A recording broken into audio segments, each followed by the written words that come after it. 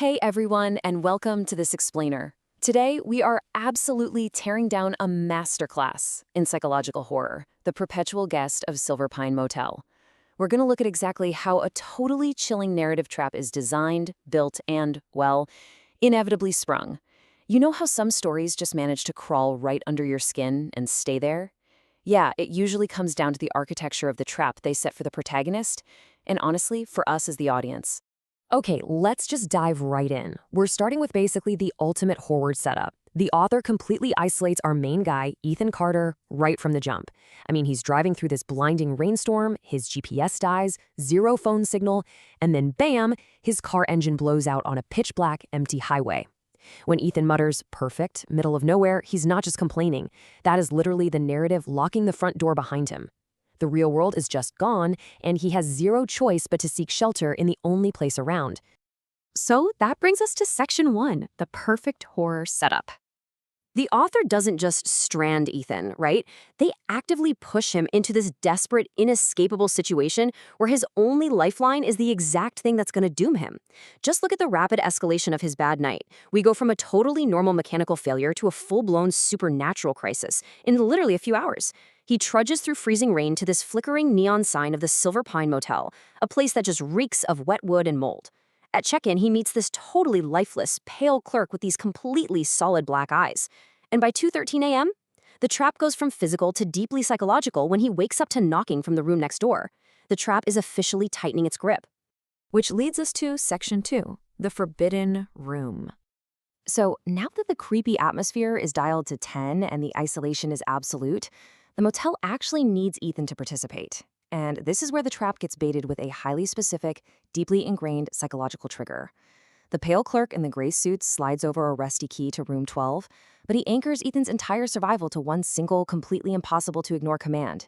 One rule: never open room 13. People who open that door never leave.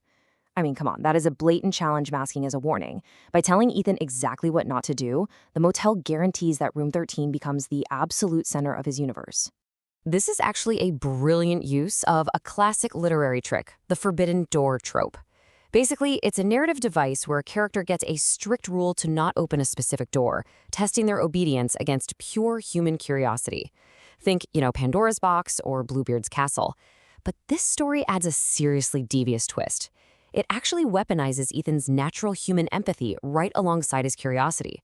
Because it's not just a mysterious room anymore, it becomes the source of a woman's soft, terrified sobbing, desperately begging for help. And that brings us to section 3, crossing the threshold. The trap officially springs the second Ethan's empathy forces him out of bed.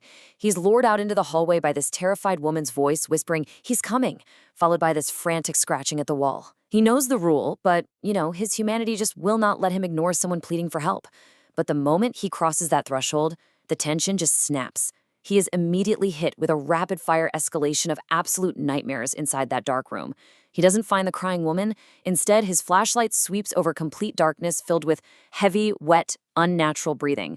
He sees dust-covered furniture, smashed mirrors, literal bloodstains on the walls, and, most chillingly, dozens of photographs of smiling missing people taped everywhere. Men, women, kids.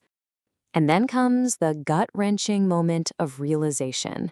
Every single photo has the exact same location written underneath: Silver Pine Motel. That is the precise second Ethan realizes the sheer scale of the trap he just walked into. He connects the dots among all these missing people right as the door violently slams shut behind him, plunging him into total darkness. The hallway outside is just gone. Then, the clerk undergoes this absolutely horrifying transformation. We immediately shift from the creepy, pale receptionist in a gray suit to a full-on monstrous creature. Inside room 13, the old man's jaw stretches unnaturally wide, his fingers elongate and twist like spider legs, and this dark, nasty liquid starts leaking from his black eyes. The whole mask of the boring motel clerk falls away completely, and the creature gleefully tells him, "I keep the guests here forever." And the final emotional gut punch of this whole room drops right here. The old man whispers, "She opened the door too," right as the crying woman appears behind him. But twist, she isn't some victim needing rescue. She's a pale ghost with a broken neck and dead eyes. This reveals the absolutely cruelest part of the motel's design.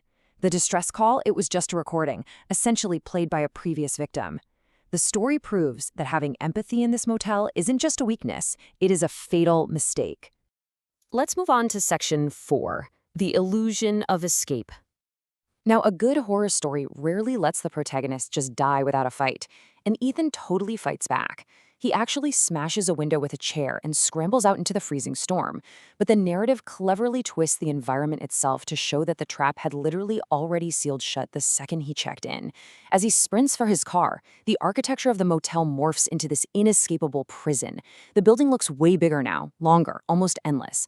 Hallway lights are glowing behind every single window, and inside, all those past victims from the missing person photos are just standing there motionless in the dark, silently watching his totally futile attempt to run away.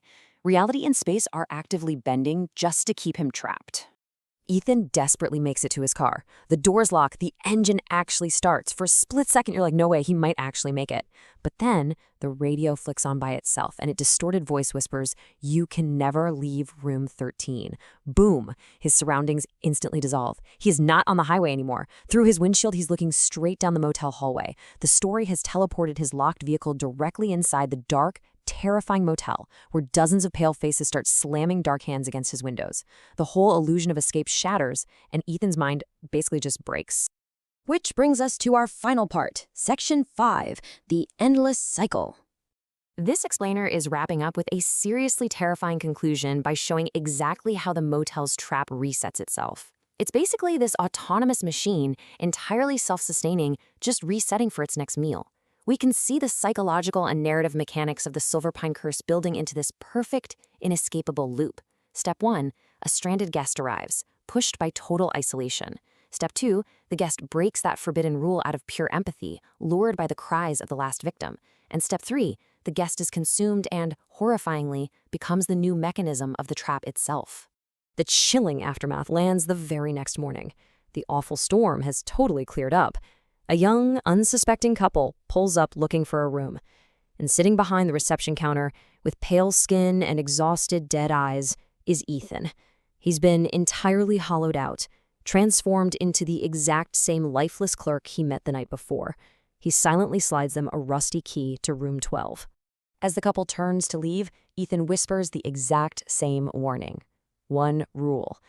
The hallway lights start to flicker. And somewhere back there in the dark, someone starts knocking from inside room 13. The cycle perfectly closes, primed and ready to repeat itself on these new innocent travelers. So we're going to leave you with this final thought. The absolute brilliance of the perpetual guest of Silver Pine Motel is that it punishes the very trait that makes us human. Knowing what lurks behind that door and knowing exactly how this relentless trap operates. If you were all alone in the dark and heard a desperate plea for help through the wall, could you have ignored it? Or would you have opened the door and become the motel's next perpetual jest? Thank you so much for joining me on this explainer, and we will see you next time.